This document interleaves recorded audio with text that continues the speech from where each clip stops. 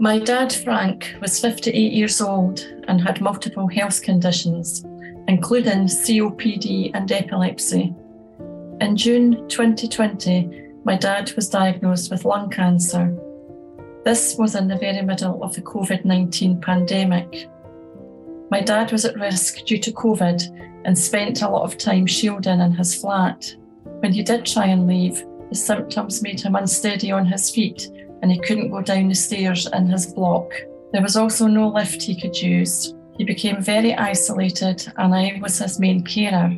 Having to support both my dad and my young family meant I had to leave my cleaning job.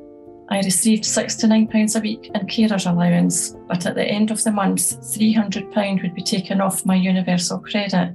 This meant that I was effectively losing money because I had taken on caring responsibilities. For 8 months, I tried my best to support Dad at his home, but at times it was a nightmare because I didn't have any extra support. It was just me, my dad, and my children. It was hard work, both physically and emotionally draining.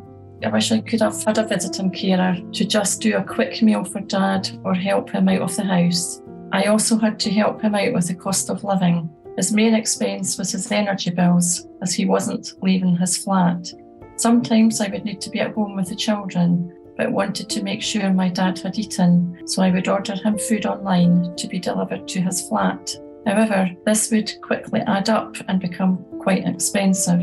We were able to pay our bills and just get by, but it meant cutting back on activities. It would have been nice to afford a few little treats for the kids during a really difficult time. He was at home until February 2021 when he had a stroke and he was admitted to the hospital. He was very unwell and the visitation restrictions at the hospital were strict. I had to communicate with him on FaceTime, but he could barely speak after having his stroke. Dad told me he wanted to be at home at the end. I had mentioned this to the Macmillan nurse who visited Dad at his flat.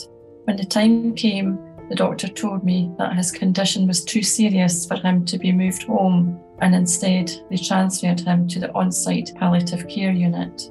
He didn't have a good experience there. There was an incident where they found him out of his bed, collapsed on the floor. I felt so helpless when that happened and not in control of his care as I would have been if he'd been at home. At the very end, I was contacted by the ward and told that he had taken a turn for the worse.